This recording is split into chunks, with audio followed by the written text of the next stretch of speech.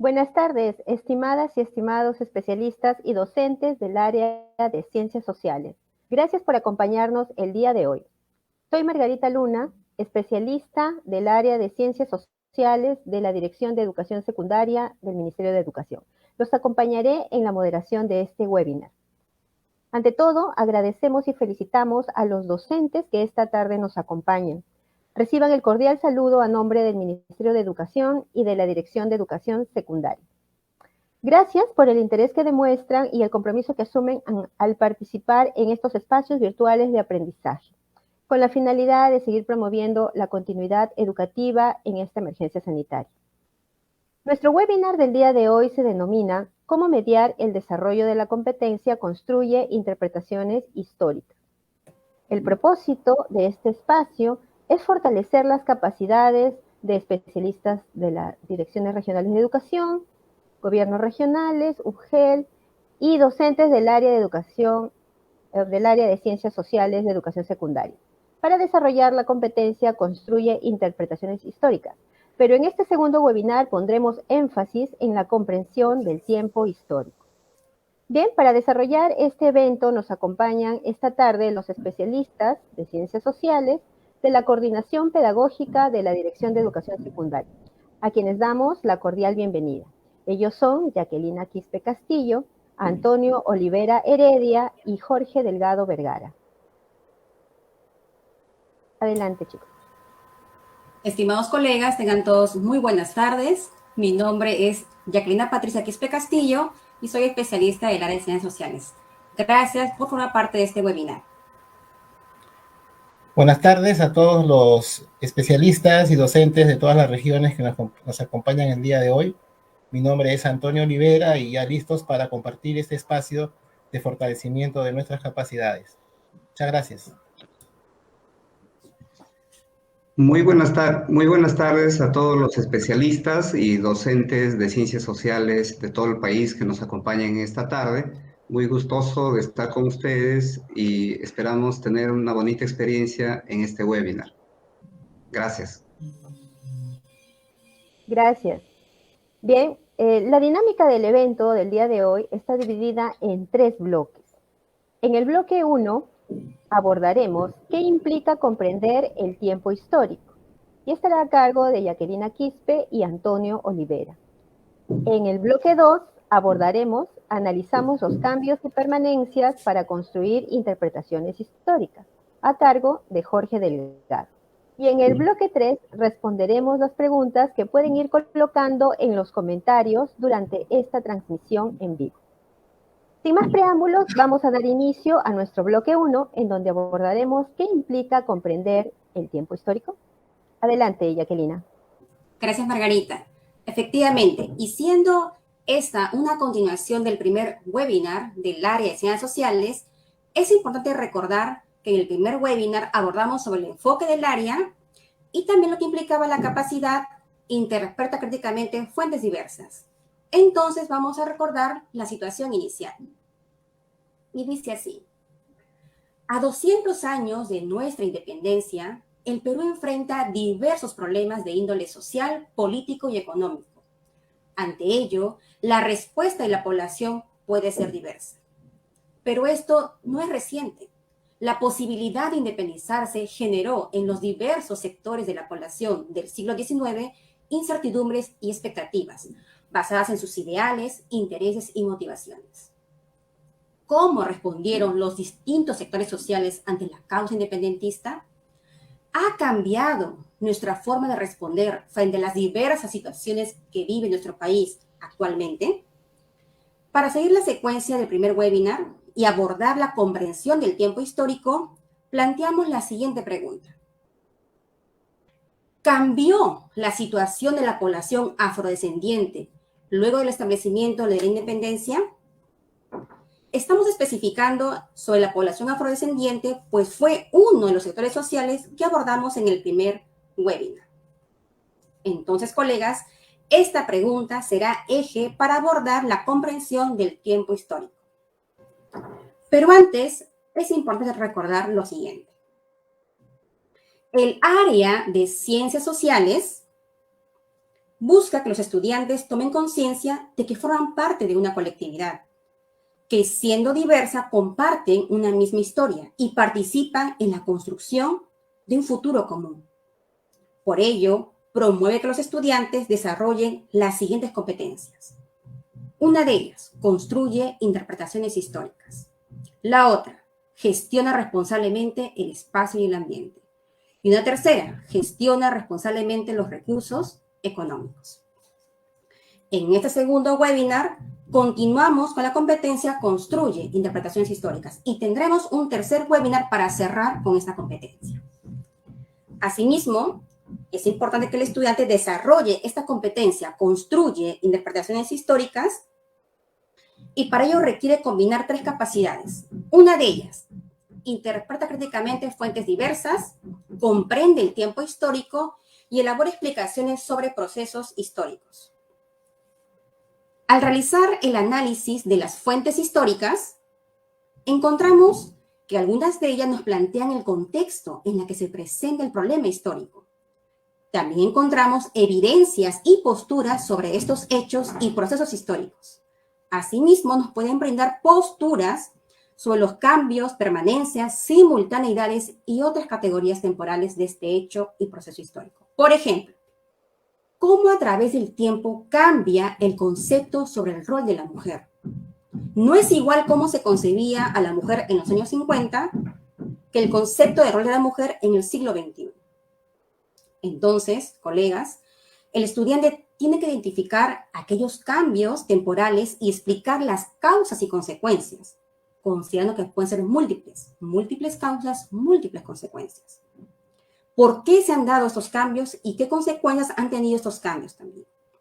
En ese sentido, las 3 capacidades de esta competencia están interrelacionadas. Las 3 se integran para desarrollar la competencia. En el primer webinar, utilizamos este mapa conceptual. Si lo observamos, claramente se puede ver lo que está pintado de color rosado hacia la margen derecha y lo que está pintado de color amarillo hacia la margen izquierda.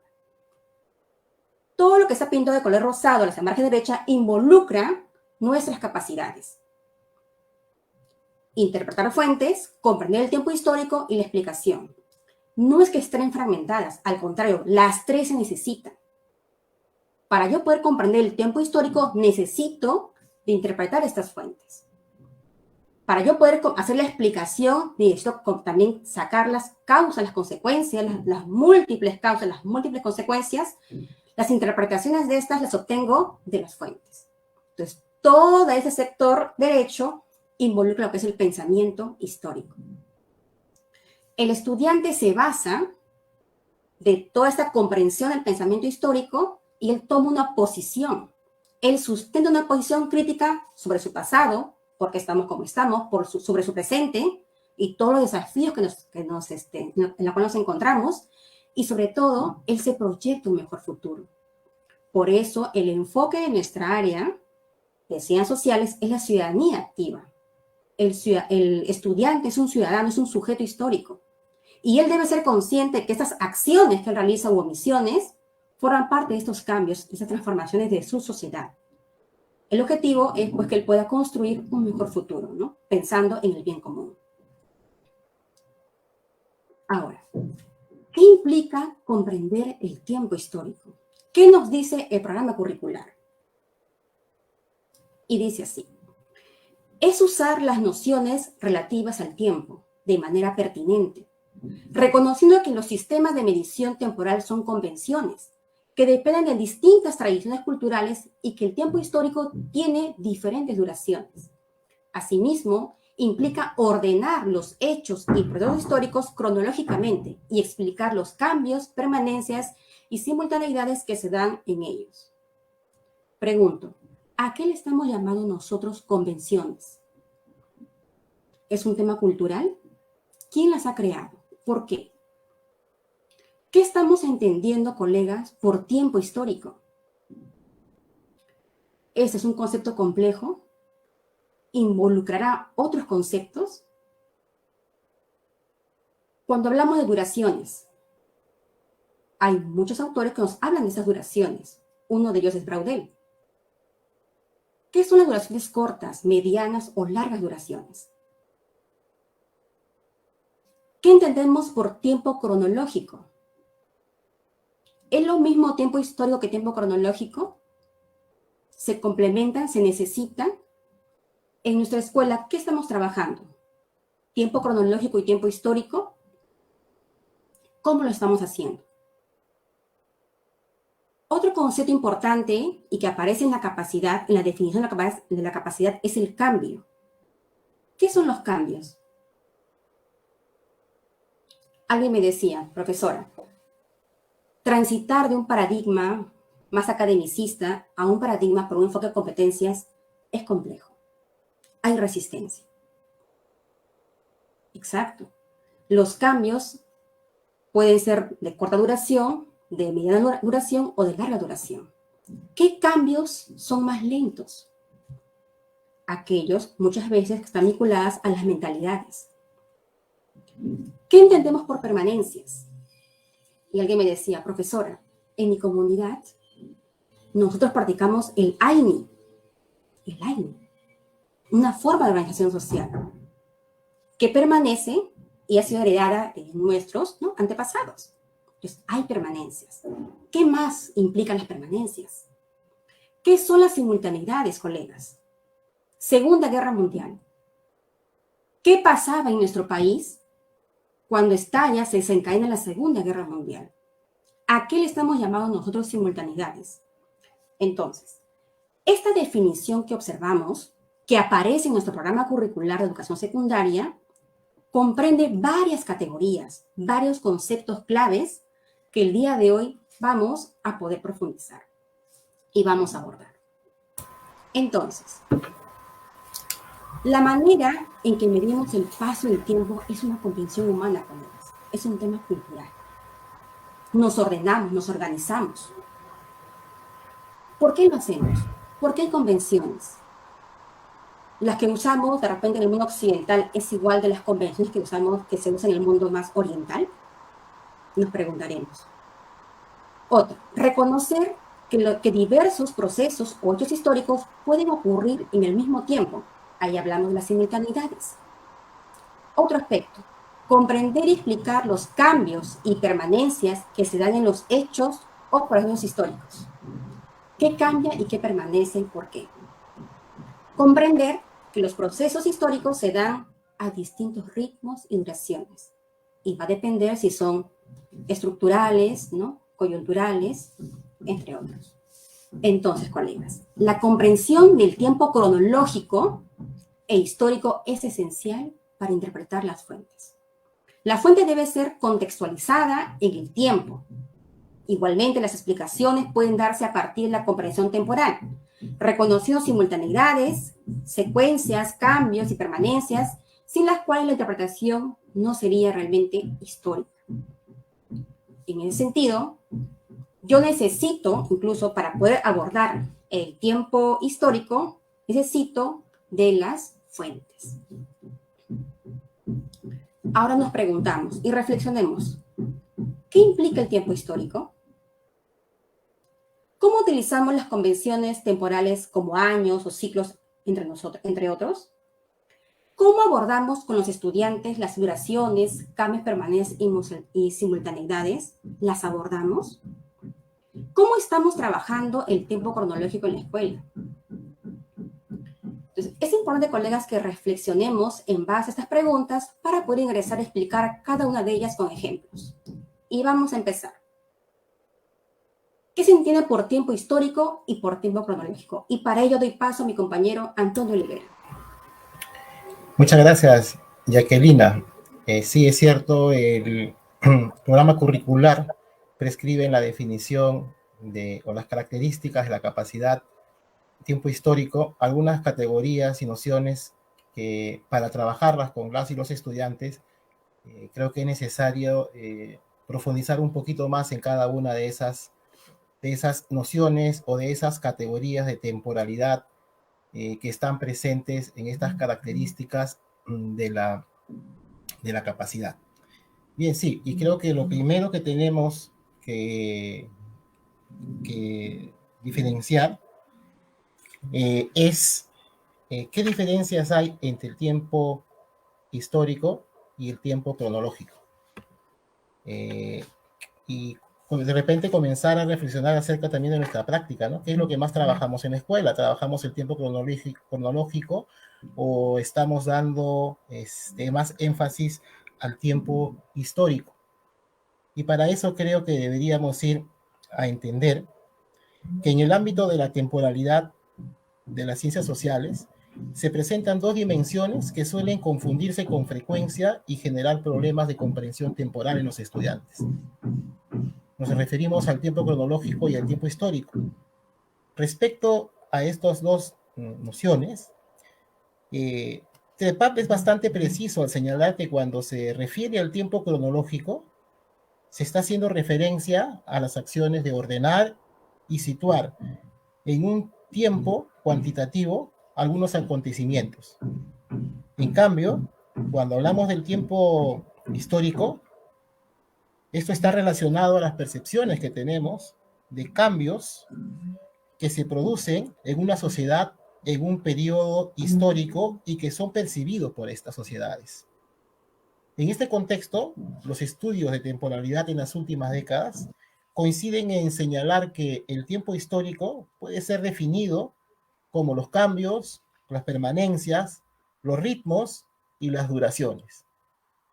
Por aquí ya van saliendo algunas categorías que serían parte del tiempo histórico, que se producen en una determinada sociedad en un periodo de tiempo determinado. En el ámbito de la didáctica de las ciencias sociales, se ha criticado bastante que en muchos currículos el énfasis de la enseñanza de la temporalidad está centrado en nociones de tiempo cronológico, es decir, solamente en la medición del tiempo. Y quizás eso a veces nos pasa en nuestra práctica pedagógica cuando solemos abusar de repente de los ejes cronológicos o de los oficios cronológicos y lógicamente pedimos que nuestros estudiantes ubiquen hechos o procesos históricos y lo dejamos ahí, ¿no? Entonces ahí, por ejemplo, lo único que estamos haciendo es estamos trabajando tiempo cronológico, pero no necesariamente estamos abordando el tiempo histórico.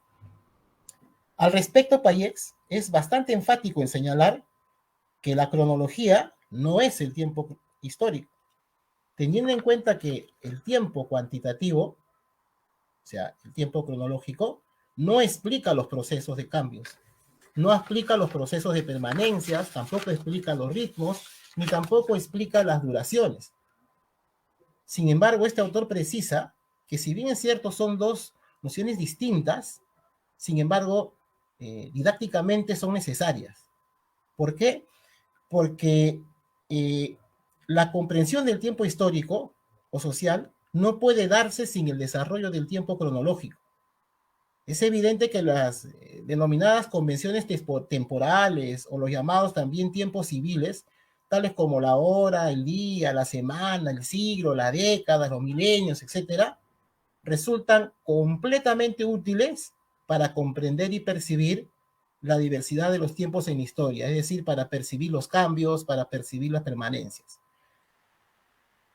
¿Y por qué deberíamos incidir en que nuestros estudiantes no solamente aborden el tiempo cronológico, sino también el tiempo histórico, ¿no? Porque eso nos va a permitir aprender, va a permitir que los estudiantes aprendan nociones temporales del tiempo histórico y esto lógicamente les va a permitir aperturar su mente frente a situaciones que ocurren en un tiempo pasado, del cual lógicamente no han participado de manera directa, pero sí son parte de ese resultado del pasado. Además, a los estudiantes les puede ayudar a comprender que ese tiempo pasado es el que determina en gran medida las situaciones actuales en las que viven. El estudiante es el estudiante quien debe interpretar el origen de los acontecimientos, identificando esos procesos de cambios, de duraciones, permanencias dentro de la sociedad, reconociendo aquellos elementos que han sufrido transformación con el paso de los años. Próximo PPT, por favor.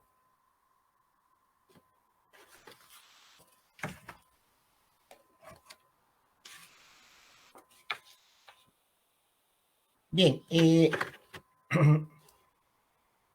Una vez que hemos, creo, diferenciado lo que es tiempo histórico y tiempo cronológico, seguro que hemos notado que dentro del tiempo histórico hay algunos elementos que son recurrentes, ¿no? Como los cambios, las permanencias, los ritmos, las duraciones.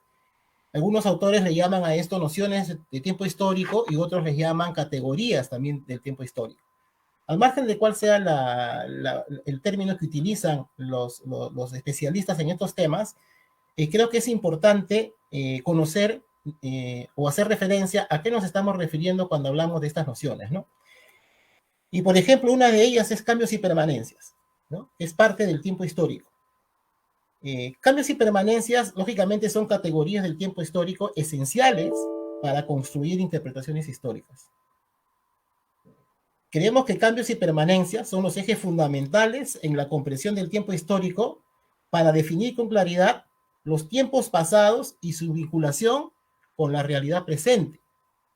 Comprender el tiempo histórico implica identificar los cambios presentes en nuestras vidas y cómo van evolucionando las sociedades, porque los cambios son inherentes a los desarrollos de las sociedades.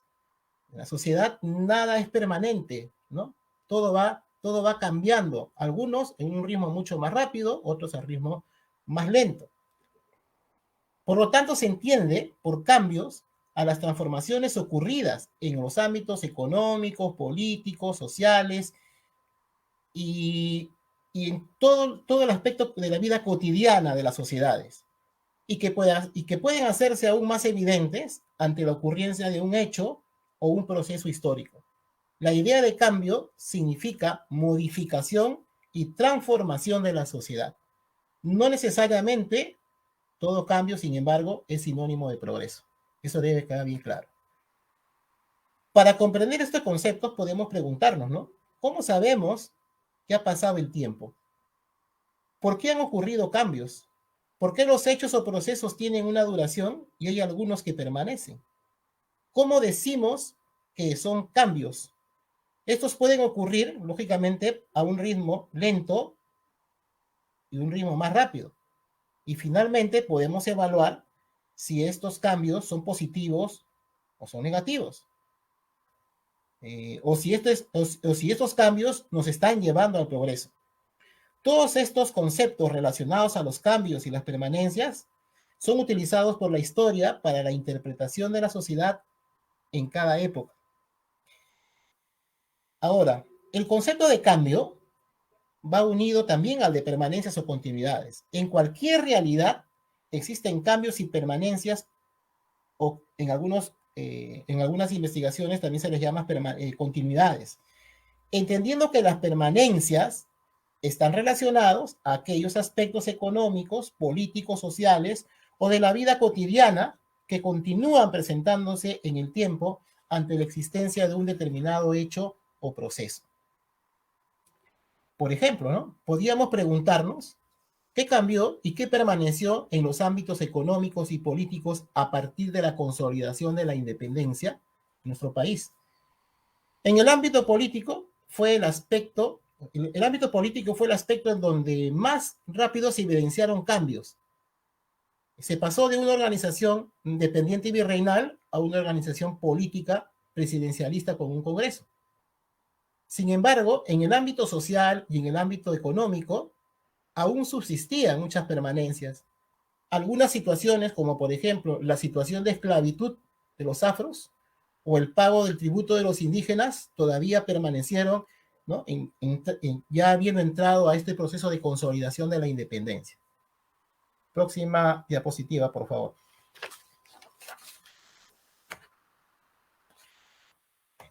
Ya que la pregunta que se planteó al inicio estaba vinculada con las características o cambios en las poblaciones afrodescendientes, quisiéramos poner un ejemplo, ¿no?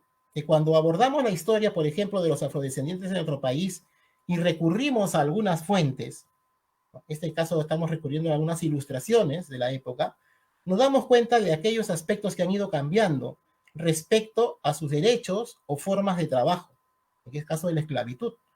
Pero también percibimos los aspectos que aún permanecen o cuyos cambios son a ritmos muy lentos. Por ejemplo, sus tradiciones, el arte, el baile, la gastronomía.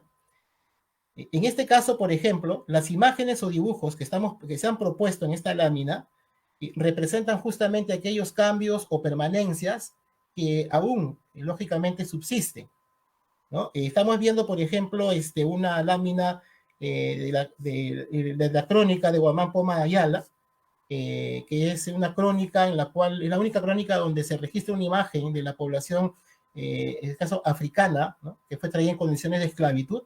Y más adelante estamos viendo algunas acuarelas de Pancho Fierro en los primeros años de la vida republicana, donde lógicamente también se ve a los afros, pero en otras condiciones, ¿no? Por ejemplo, en una de ellas, un niño asistiendo a una escuela de esos tiempos, ¿no? Lógicamente, eso implica que ya hay algunos derechos, ¿verdad?, que se han ganado, y lógicamente también estamos observando, por ejemplo, una acuarela de un baile tradicional, que es la zamacueca, en los inicios del siglo XIX, que lo retrata muy bien Pancho Fierro, y lógicamente una imagen de lo que hoy es en la actualidad, ¿no? Entonces las imágenes de épocas pasadas, como por ejemplo en las crónicas o las acuarelas de Pancho Fierro, son, digamos, algunas fuentes que nos pueden servir, lógicamente con un tratamiento adecuado, para poder analizar esos cambios y permanencias, ¿no? Próxima diapositiva.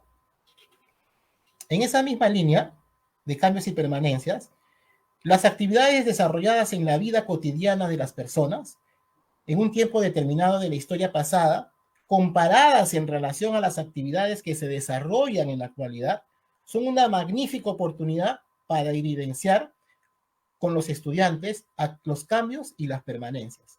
En imagen podemos observar la representación de la época de dos personajes dedicados al comercio ambulatorio a inicios del siglo XIX. El heladero, ¿correcto?, y el bizcochero, ¿correcto? Acuarelas de Pancho Fierro, a inicios en el siglo XIX.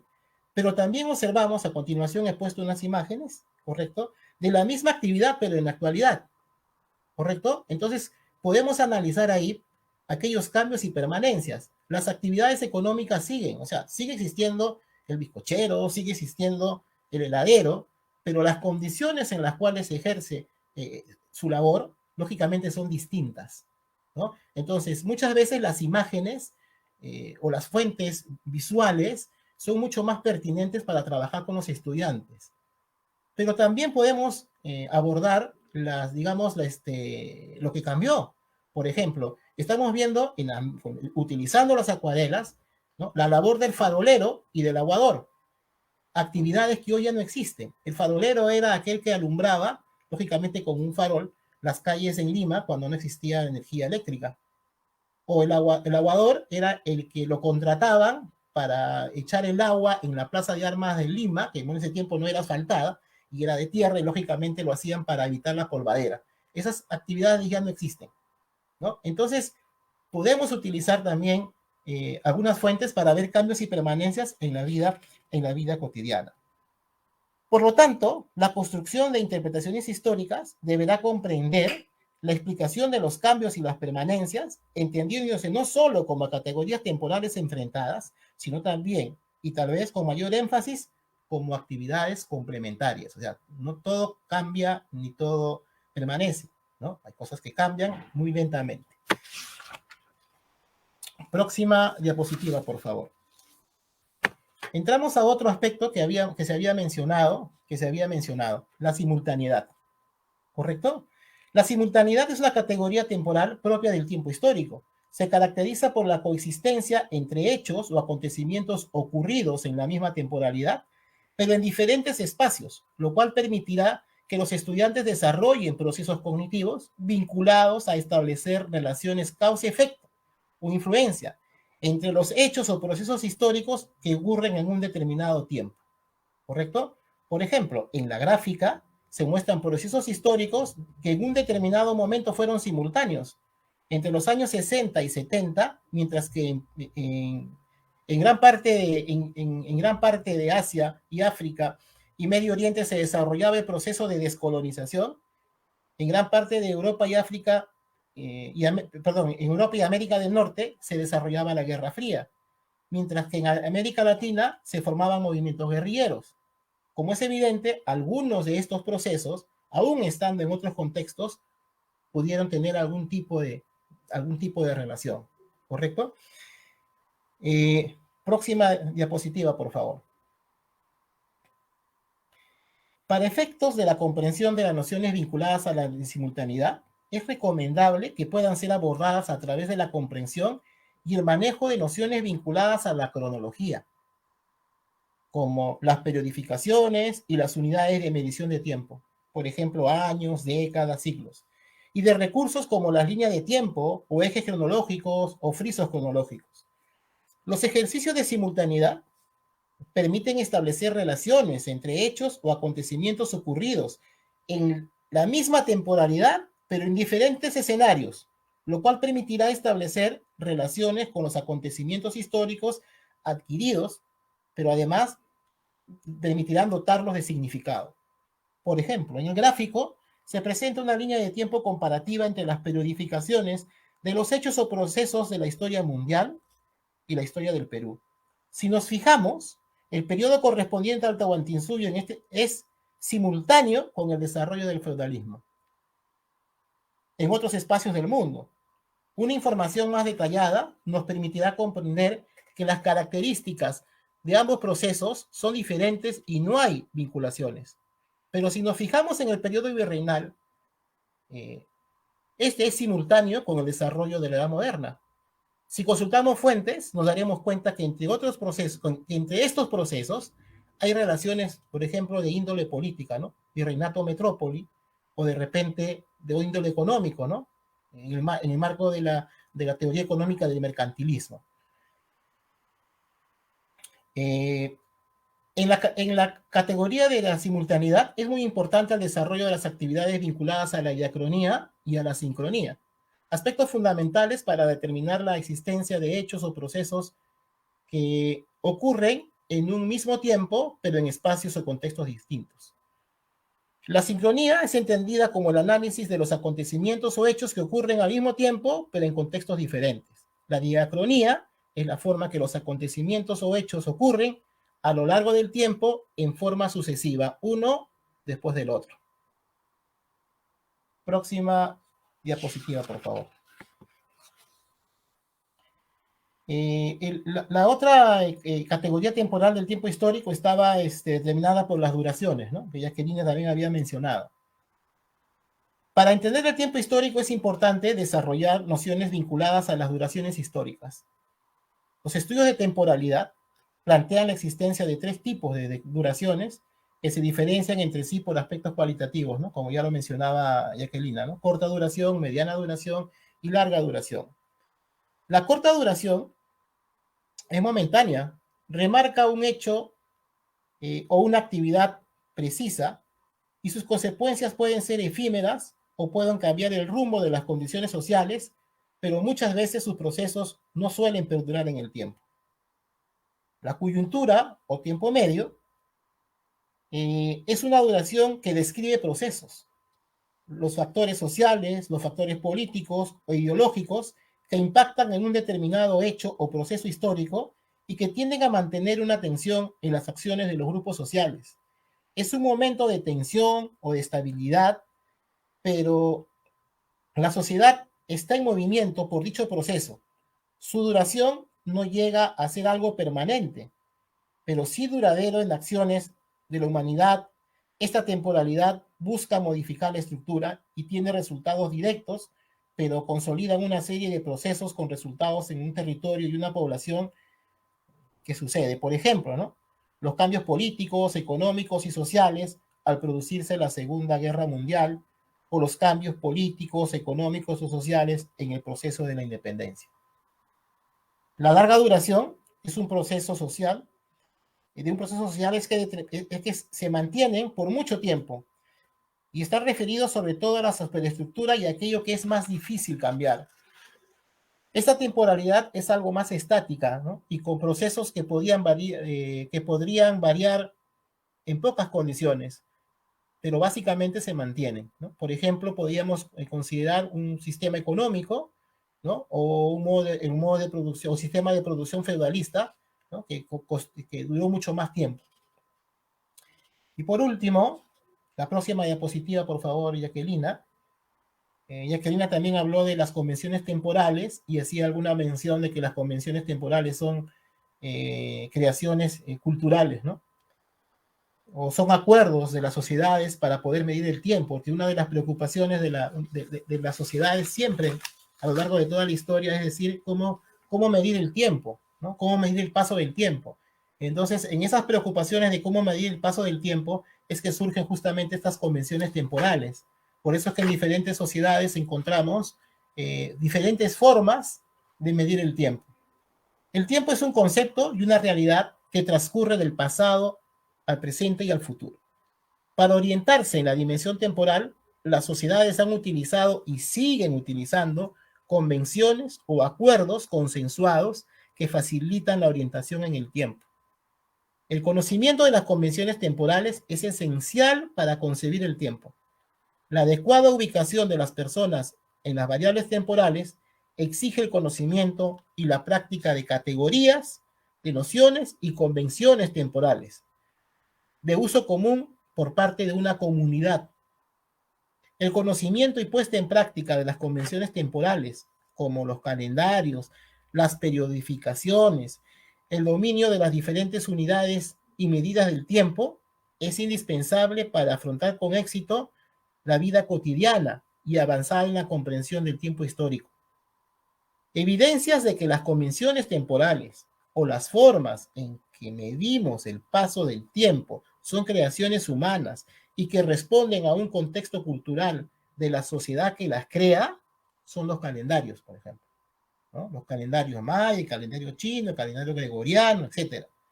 O también eh, las, las unidades que utilizamos para medir el paso del tiempo, milenios, siglos, décadas, lustros, son ejemplos de convenciones temporales y que son propias de la creación humana. También son convenciones temporales las periodificaciones cronológicas que utilizamos para representar los procesos históricos de una sociedad. Por ejemplo, las periodificaciones para mostrar el desarrollo de las sociedades en nuestro país, tales como, por ejemplo, la periodificación del Perú prehispánico, realizado por John Rowe y Richard Wurber, basado en horizontes e intermedios, que tienen como base las evidencias arqueológicas. O, por ejemplo, en la propuesta de periodificaciones hecha por Lumbreras, basado justamente en el desarrollo económico de las sociedades, ¿no? Entonces, las convenciones temporales son creaciones necesarias, sí, para trabajar también el tiempo histórico, ¿no? Son acuerdos de las sociedades, de los grupos, para poder de repente comprender mejor un proceso o un hecho histórico. Pero igual, al ser, digamos, periodificaciones, muchas veces el estudiante piensa que, por ejemplo, en una periodificación termina el proceso del virreinato y comienza la independencia. A partir de 1821 todo es distinto, ¿no? Acá terminó la independencia, acá terminó el virreinato, aquí comienza la independencia, la república, por ejemplo, y entonces todo es distinto, ¿no? Y eso no es así. Las periodificaciones ayudan para comprender, pero no necesariamente per se, por sí solas, se pueden trabajar categorías del tiempo histórico, como son los cambios, las permanencias, las duraciones. Bien, creo que con eso he profundizado un poco esas nociones que están o que son parte de la, digamos, de lo que se explica en el programa curricular de en qué consiste esta capacidad. Y creo que con esto no está todo cerrado. En realidad, sobre cada una de estas categorías hay inmensidad de información y sería bueno darnos un tiempo para poder seguir profundizando en lo que implica cada una de estas categorías temporales, porque el no comprenderlas también de repente no nos va a poder permitir planificar actividades que estén relacionadas a trabajar el tiempo histórico, ¿no? Y de repente vamos a recaer solamente en el tiempo cronológico. Gracias. Gracias, Antonio. Gracias, Jacquelina, por este primer bloque. Bien, como hemos visto, la capacidad de comprender el tiempo histórico implica usar nociones relativas al tiempo de manera pertinente. Es importante que nuestros estudiantes reconozcan que los sistemas de medición temporal son convenciones creadas por el ser humano para organizar precisamente el tiempo y que los hechos o procesos históricos tienen diferentes duraciones, que pueden ocurrir en tiempos simultáneos y que generan cambios o permanencia. Bien, es importante también mencionar que esta capacidad no se desarrolla de una manera aislada, sino que en el desarrollo mismo de la competencia se articulan, se integran naturalmente. Seguramente ustedes, colegas, lo habrán podido comprobar en sus propias experiencias pedagógicas con sus estudiantes.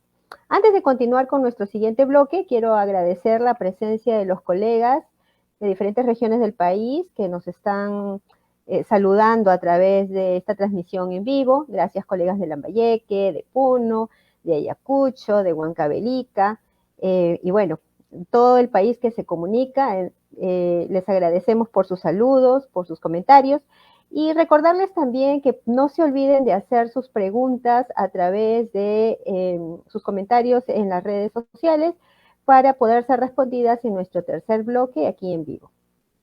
Bien, ahora para continuar con el webinar, cómo mediar el desarrollo de la competencia, construye interpretaciones históricas, con énfasis en el tiempo histórico, ingresaremos al bloque 2 a cargo del especialista Jorge Delgado, quien nos hablará sobre los cambios y las permanencias para construir interpretaciones históricas. Adelante, Jorge. Muchas gracias, Margarita. Sí, interesante ya lo que fue comentando Jacquelina, Antonio, respecto a lo que implica la comprensión del tiempo histórico. En este bloque 2, entonces, analizamos los cambios y permanencias para construir interpretaciones históricas. ¿De qué situación partimos? El punto de partida para el profesor de ciencias sociales, para mediar el desarrollo de la competencia, construir interpretaciones históricas, es siempre los problemas sociales actuales. ¿Sí? Eso no debemos perder de vista. Nosotros mediamos el desarrollo de la competencia, construir interpretaciones históricas a partir de los problemas sociales actuales. Ahora, esta situación, en este caso, para este webinar, como recordarán, Jacquelina nos la volvió a presentar, parte del hecho de que al cumplir nuestros 200 años, el bicentenario que hemos celebrado justamente este año, hemos visto que tenemos problemas de índole política, económico y social, y que a partir de estos problemas se han generado distintas respuestas. Pero esta situación no es de ahora. A inicios del siglo XIX, cuando hubo la posibilidad de independizarse, también hubieron reacciones de distintos sectores de la sociedad. De esa manera, basado en sus intereses, en sus motivaciones, distintos grupos tuvieron también distintos tipos de respuesta.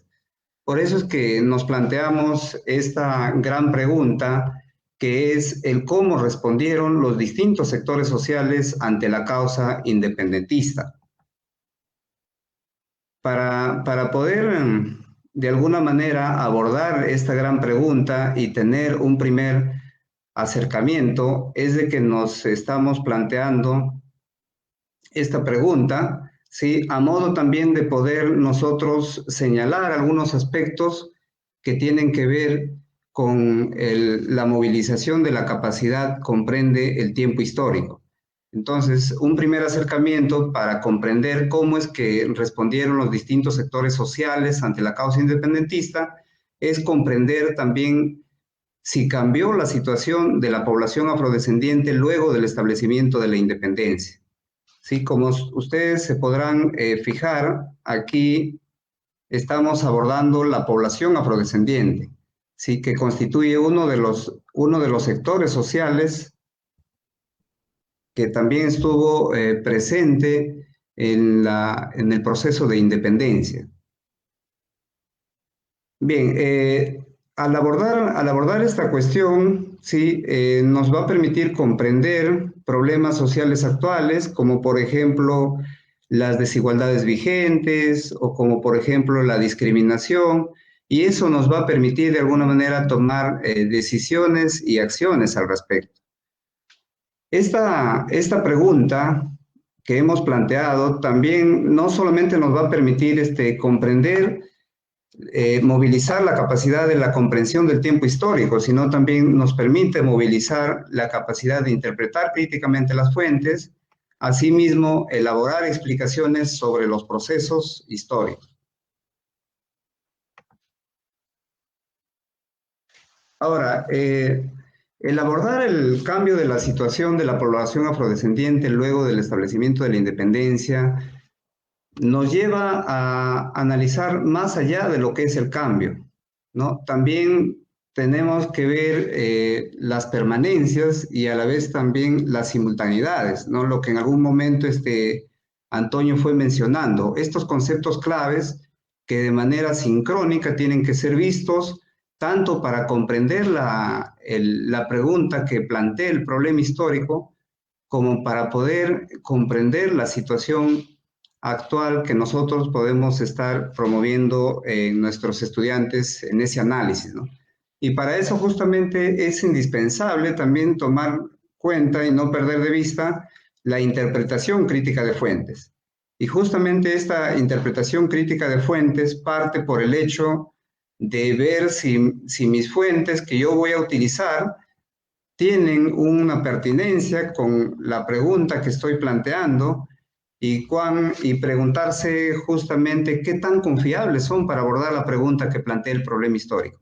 En este caso, hemos seleccionado algunas fuentes en relación al problema si cambió la situación de la población afrodescendiente luego del establecimiento de la independencia. Tenemos, por ejemplo, a Leslie Bettel, tenemos a Jesús Cosamalón, Maribela Relucea. También, de manera muy ilustrativa, nos mostró también Antonio en una parte de su exposición, por ejemplo, las acuarelas de Pancho Fierro. Y también hemos seleccionado una de las fuentes de Humberto Rodríguez, ¿no? Que de alguna manera él es especialista en lo que es siglo XIX y XX en cuanto a la presencia de los chinos en el Perú, pero tiene también estudios comparativos con lo que fue la población afrodescendiente y el tema de las libertades, ¿no? Entonces, yo creo que este es un aspecto interesante que no debemos perder de vista, de que el comprender el tiempo histórico implica también analizar e interpretar distintas fuentes que sean pertinentes a la pregunta que plantea el problema, y eso me va a permitir también generar explicaciones sobre procesos históricos. Bien, para ir un poco a aprovechar estas fuentes justamente en el análisis ya de la pregunta, que si cambió o no cambió la situación de la población afrodescendiente al establecerse la independencia, vamos a revisar esta primera fuente de Leslie Bettel en su tomo 6 titulado América Latina Independiente 1820-1870, que se ha titulado para este webinar como la eliminación de la esclavitud en Latinoamérica. ¿Sí?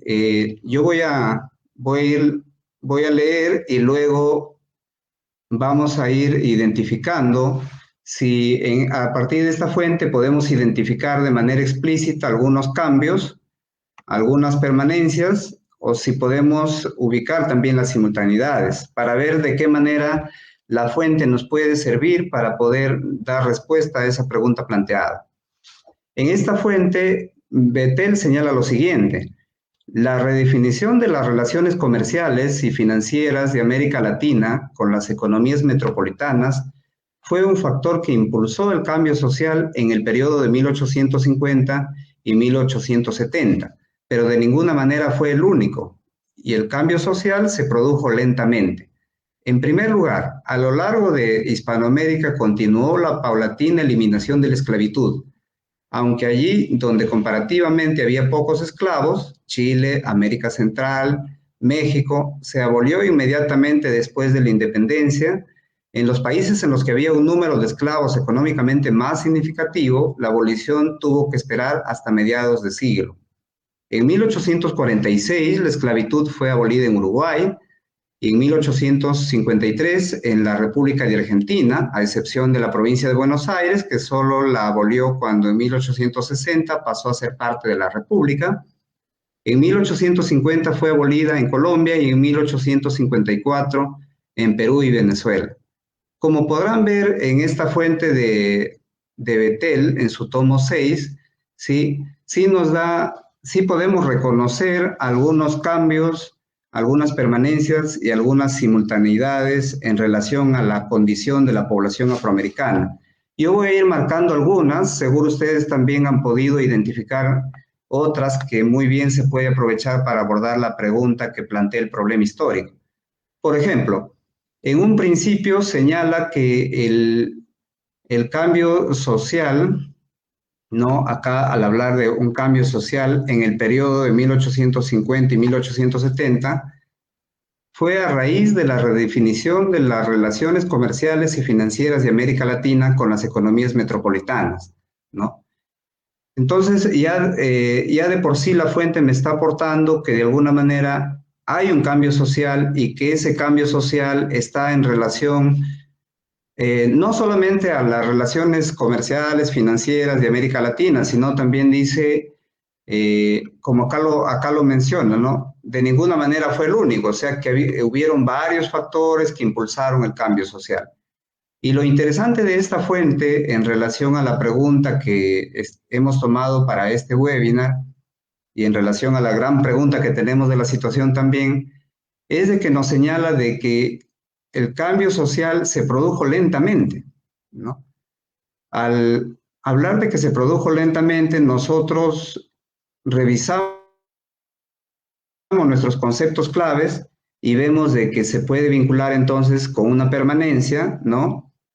Y que también se vincula con el cambio, ¿no? Como decía Antonio, comprender el tiempo, ¿no?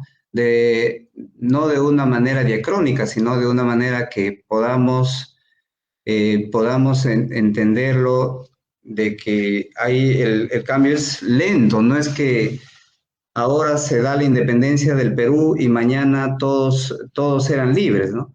Sino que hay un cambio lento. ¿Sí? Entonces yo voy ubicando estos dos conceptos y cómo la fuente me permite reconocerlos, ¿no? Eso es un aspecto, ¿no? Que se puede reconocer en la fuente. Sin embargo, también hay otros elementos ahí, ¿no? Nos dice, en primer lugar, a lo largo de Hispanoamérica continuó la paulatina eliminación de la esclavitud.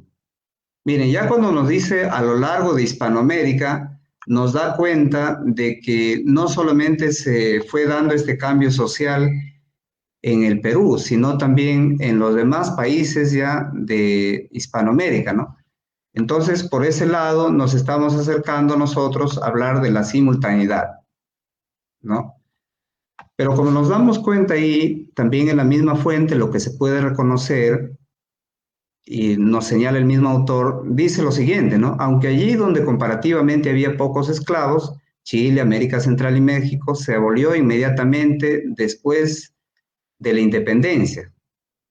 En los países en los que había un número de esclavos económicamente más significativo, la abolición tuvo que esperar hasta mediados de siglo, ¿no? Entonces, acá también hay si se pueden dar cuenta, hay un criterio cuantitativo, digamos, que está asumiendo también el autor para hacer este análisis de por qué se produce lentamente ese cambio social, ¿no?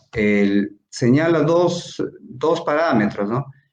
El primero, donde había pocos esclavos, ¿no? Y un segundo elemento que toma en cuenta, donde el número de esclavos económicamente más significativo, ¿no? O sea, la mayor cantidad de esclavos que tenga el Estado. Entonces, ahí justamente es donde ubica que este cambio, en este caso, tuvo que esperar hasta mediados de siglo, ¿no? O sea, estamos hablando de que se tuvo que esperar como en el caso del Perú, por ejemplo, o Venezuela, por ejemplo, hasta 1854. Y ahí muy bien lo precisa con algunos ejemplos, ¿no? Dice, en 1846 la esclavitud fue abolida en Uruguay, en 1853 en la República Argentina, en el 50 fue abolida en Colombia y en el 54 en Perú y Venezuela, ¿no? Entonces, de esa manera nosotros podemos mediar para que nuestros estudiantes puedan comprender el tiempo histórico y desarrollar su competencia, construir interpretaciones históricas desde la aplicación del concepto de simultaneidad, ¿no? Entonces nos podemos fijar que una fuente, si es pertinente a la pregunta que plantea el problema histórico, que nosotros de alguna manera con ellos o nosotros le podemos plantear al estudiante, podemos movilizar estos conceptos, ¿sí? Y de tal manera llevarlos a esa comprensión del tiempo histórico y a desarrollar su interpretación histórica.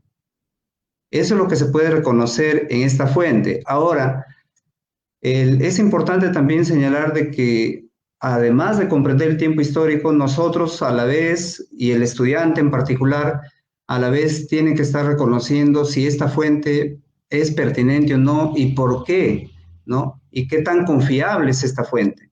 Entonces, cuando el estudiante revise el autor de la fuente, por ejemplo aquí Leslie Bethel, va a poder tomar en cuenta de que este autor es un especialista en lo que es historia de América Latina, por ejemplo, entre los siglos XIX y XX, ¿no? Y más aún si este autor en este tomo, en esta fuente, está presentando un periodo de tiempo que está relacionando con la pregunta que plantea el problema histórico. En este caso, el tomo América Latina Independiente 1820-1870, ¿no? Entonces, nos damos cuenta que a la vez que está comprendiendo el tiempo histórico, logra hacer la interpretación crítica de la fuente y que eso de manera conjunta le sirve para alcanzar su interpretación histórica.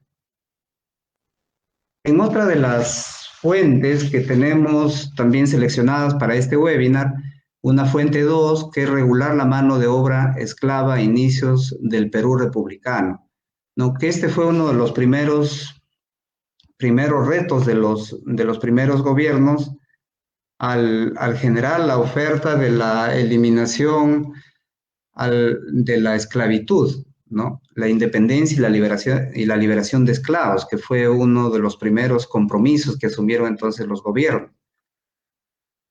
Acá tenemos, según Gutiérrez, citado en Arrelucea y Cosamalón, ¿no? Otra de las fuentes del 2015, en el trabajo Presencia afrodescendiente en el Perú de los siglos XVI y XX.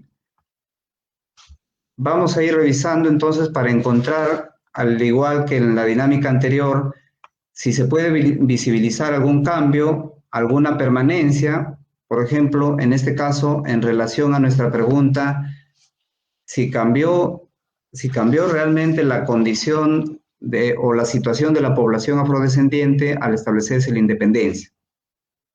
Los autores señalan lo siguiente: uno de los ejemplos más reveladores del esfuerzo de Bolívar para regular el trabajo de los esclavos se encuentra en el reglamento interior de las haciendas de la costa, en el que se buscó reordenar la esclavitud en las haciendas, al mismo tiempo que se trató de conseguir un trato algo humanitario. Fueron los hacendados, incluyendo al ministro Hipólito Unanue, quienes elaboraron los artículos que regulaban las horas de trabajo, la vida cotidiana y otros aspectos.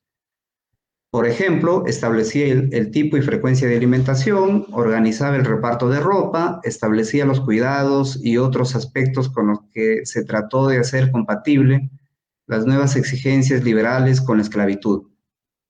Pero al mismo tiempo, como reflejo de la tensión entre amos y esclavos, el reglamento prohibió la aportación de armas, reguló la salida y entrada de esclavos a las haciendas y ciudades, ¿no? Seguro ya también ustedes ahí han podido identificar algunas cosas que nos revela la fuente respecto a cambios y permanencias, ¿no? Cómo se va movilizando el concepto.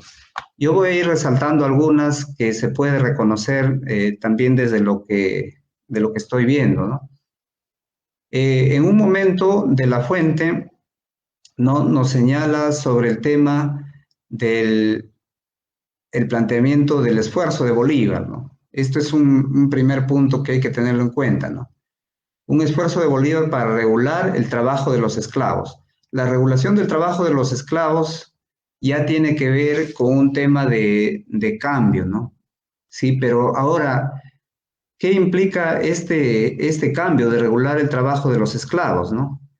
Implica, en un primer momento, establecer, como lo señala la fuente, un reglamento interior de las haciendas de la costa, lo cual deviene de un esfuerzo de la política de Bolívar, ¿no? En el cual se busca reordenar la esclavitud en las haciendas. ¿Sí? Eso revela de alguna manera la intencionalidad de cambiar la condición de la población esclava en inicios de la República, ¿no? Entonces, podemos ver algunos ejemplos, ¿no? De cómo se buscó regular, como por ejemplo el tema de las horas de trabajo, la vida cotidiana, ¿no? Pero a la vez también vemos, y ahí ya nos referimos a la permanencia, por el mismo tema de la coyuntura en la cual se presentaba, ¿no? De los temores que había, por ejemplo, de que ciertos grupos se puedan rebelar, ¿no? O el desorden o la anarquía que se puede generar. Entonces ahí observamos, por ejemplo, la tensión entre amos y esclavos, ¿no? El reglamento, por lo tanto, prohibió la aportación de armas, por ejemplo, regula la salida y entrada de esclavos a las haciendas y ciudades.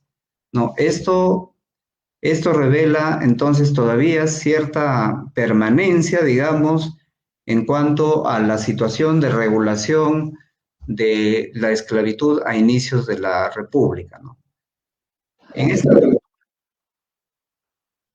Gracias.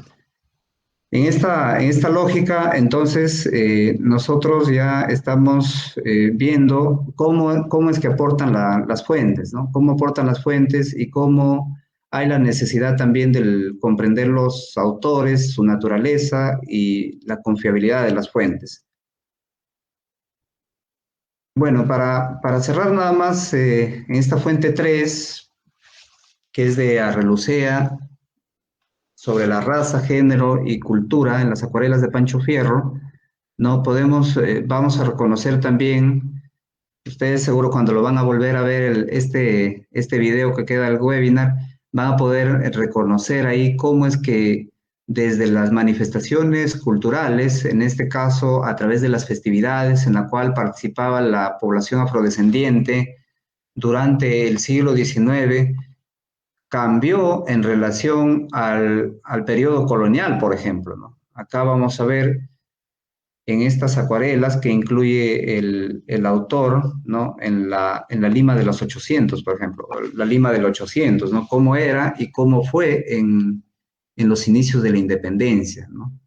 Entonces, con esto ya estoy también cerrando mi intervención y como lo señalaron los colegas anteriormente, realmente el comprender el tiempo histórico es complejo, pero vamos paso a paso con nuestros estudiantes, ¿no? Y buscando siempre las fuentes pertinentes y con eso vamos garantizando de alguna manera aplicar estos conceptos claves de la historia, que son el cambio, la permanencia, la simultaneidad, ¿no?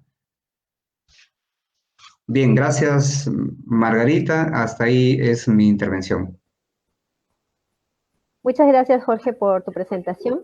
Bien, en este bloque hemos visto a través de un ejemplo cómo para dar respuesta a un problema histórico, no solo analizamos los cambios y las permanencias, sino también reconocemos algunos hechos históricos que se dieron de manera simultánea en América Latina, para comprender precisamente la relación que existe entre ellos.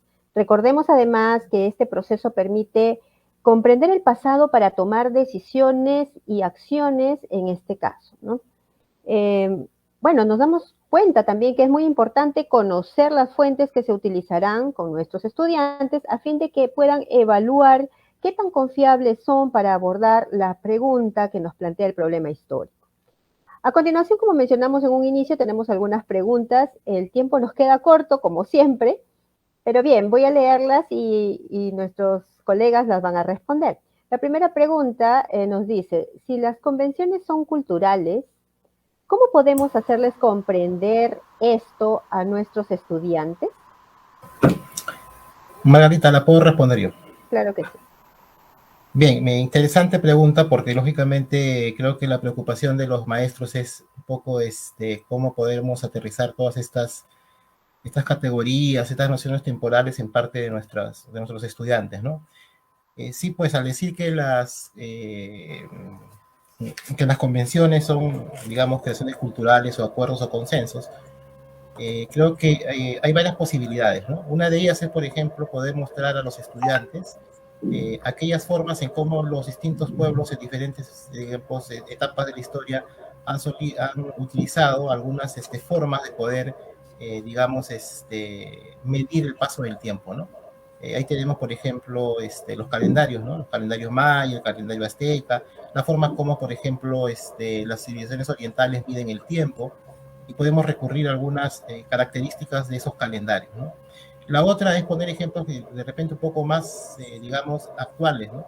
Generalmente nosotros en el mundo cristiano, occidental, medimos el paso del tiempo con de repente una cronología que es antes y después de Cristo, ¿no es cierto? Pero por ejemplo en las sociedades musulmanas, nosotros estamos en el año 2021, ¿no? Pero los musulmanes están en años más atrás todavía, porque lógicamente la medición que ellos utilizan, digamos, el tiempo para medir el antes y después no es el nacimiento de Cristo, sino es otro hecho referencial, ¿no? Mientras nosotros utilizamos, por ejemplo, el nacimiento de Cristo para poder medir el antes y el después, el mundo árabe utiliza otro tipo de hecho histórico para medir el antes y el después, ¿no? Y otra forma quizás un poco más cercana es que quizás los estudiantes puedan en algún momento, de repente, me imagino yo, de repente los estudiantes podrían en el aula hacer, digamos, un proceso de hacer su propia periodificación, ¿no? Para que puedan entender de que cómo ellos pueden ir también poniendo sus propios criterios, de repente no muy científicos, pero sí bastante prácticos para comprender que ellos también pueden hacer sus periodificaciones. Y por qué no, también mostrarles, ¿no? Los acuerdos científicos, historiadores o arqueólogos se ponen de acuerdo para poder encontrar aquellas, digamos, características comunes para medir el paso del tiempo, ¿no? El caso, por ejemplo, de la periodificación de John Rowe y Richard Burger, que utilizan las fuentes arqueológicas porque lógicamente nuestras sociedades son ágrafas, ¿no? No hay escritura y por lo tanto la reconstrucción estuvo basada en periodificaciones basadas justamente en hegemonías de ciertas características de las evidencias arqueológicas, ¿no? O por ejemplo, como otro autor como Lumbreras utiliza las formas como las sociedades se organizaban en manera, digamos, su vida económica o su vida social, y en base a eso poder encontrar algunos criterios para determinar periodificación, ¿no? Entonces hay creo que distintas formas de poder abordar estas formas de decir, bueno, el tiempo es las convenciones temporales, lógicamente, muchas veces están relacionadas con las formas, inclusive cómo las sociedades conceptualizan el tiempo, ¿no? El mundo andino, por ejemplo, conceptualiza el tiempo en forma cíclica, ¿no? El mundo occidental de manera lineal, ¿no? Todo tiene un inicio y todo tiene un fin. En el mundo andino no es así, el mundo andino es cíclico, ¿no? Nada más, Margarita. Ojalá haya satisfecho la pregunta que el maestro ha presentado. Gracias, Antonio. Bien, hay otra pregunta que nos mencionan. ¿Cuál es la diferencia entre convenciones y categorías temporales? A ver, Margarita, de repente yo podría colaborar con esa pregunta. Muy bien. Sí, sé que estamos contra el tiempo, pero bueno, trataré de ser lo más breve posible. Cuando hablamos de convenciones temporales, por ejemplo, estamos asumiendo que se vinculan más con el tiempo cronológico, ¿no? Por ejemplo, vemos en los calendarios, décadas, ciclos, milenios, ¿no? Entre otros. Cuando hablamos propiamente de categorías temporales, estamos hablando de los ritmos, simultaneidades, cambios, permanencias, ¿no? Entonces, esa es la diferencia de ambas categorías, ¿no? Y cada una de ellas, de estas categorías, hay bastante literatura por profundizar. Sabemos que este webinar de repente es muy corto para ir con ejemplos más precisos y autores, porque complementan cada una de ellas, pero específicamente las categorías Las convenciones temporales están más vinculadas al tiempo cronológico y las categorías, y las categorías temporales están vinculadas más a todo lo que es el tiempo histórico, ¿no? Muy bien, gracias, Jacquelina. Muchas gracias a nuestros ponentes por responder las inquietudes de los docentes. Sabemos que, bueno, han quedado en el tintero, como siempre, algunas preguntas.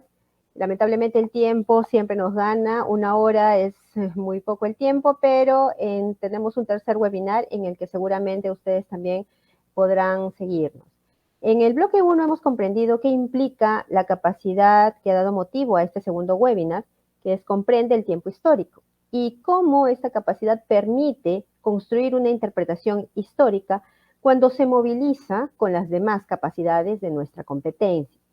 En el bloque 2 hemos visto un ejemplo de cómo podemos analizar los cambios y las permanencias para construir la interpretación histórica sobre la situación que hemos planteado y que ya ustedes conocen en relación a nuestro bicentenario. Pero también hemos visto por qué es importante recurrir a las fuentes confiables para lograr este propósito. Recordemos que son las fuentes, la base sobre la cual nosotros vamos a construir esta interpretación, porque es en ellas donde nuestros estudiantes van a realizar la indagación para encontrar los elementos suficientes para sus argumentos y su toma de posición frente a la pregunta. Bien, de esta manera hemos llegado al final de nuestro webinar. Quiero agradecerle a todos por su presencia